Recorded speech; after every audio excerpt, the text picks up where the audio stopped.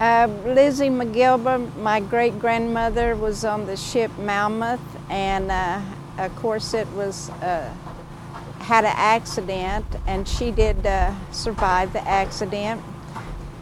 And my grandfather's mother married the first mayor of Muscogee, and on my father's side, his daddy was in the House of Kings, and then on my mother's side, her family was in the House of Warriors.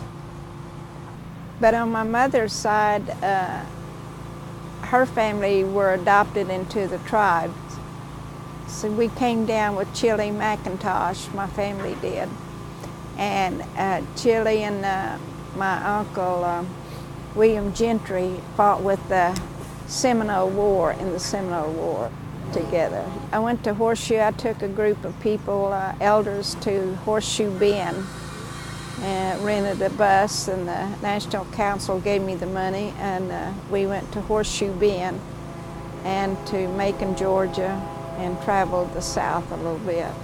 But the greatest experience was at Horseshoe Bend, as you could feel the spirits of our people come, you know, and the animals, they would come to you. It was a great experience. So you have to go to Horseshoe Bend to really know who you are, you know. My grandmother was enrolled freedman and Creek. They came with us here to Indian Territory, but we were separated during the Dawes, yeah, because people wanted their land. We're Snakes, and the Snakes didn't believe in what the government was doing about taking our land. So we followed Pathalayahola into Kansas. My grandpa died in a federal prison there, and he was a Snake. And most of the Snakes did not enroll. The men did not enroll, but the women did, you know. The Corps engineer took some of our land. We haven't been paid for that. There was nothing signed. I asked the BIA, why did they take it, you know. They said they don't know. So, but anyway, the land was taken. I went to Seneca boarding schools, Chilocco, and Sequoia. I went to all the boarding schools. In terms of the Oklahoma history education that you got in primary school, what would you say about it? Do you feel like it represented the Creek history? None, no. We didn't get anything. The only thing that stands out is the 1899 land run, where they took our land. They just said it was free land, and the United States was giving away free land. Never mentioned that it was our land and it belonged to somebody, you know. There were many people that were killed over our lands, you know.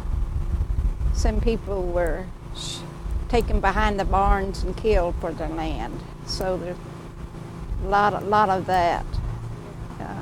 And drowned, they were drowned. Lots of murder for our land. The books in the schools were not written for the Indians. It was just written for the intruders. That's what the white folks were. They were required to buy a $5 permit to come to our nation. And we had, if they weren't registered, you know, they couldn't stay. So, but that's just the way it was. Now they think they own everything. They don't. We're very prideful. We have a lot of pride. And I'm just happy to be Native American, and I'm sorry the books didn't tell the children what really happened to the Native Americans, that it was not just a land run, it was land stealing from our tribes. And I don't know who will pay for it, but later on we're all judged. So the sins of the father goes down to the children. So we have to live with that. But we're still here. We're still here.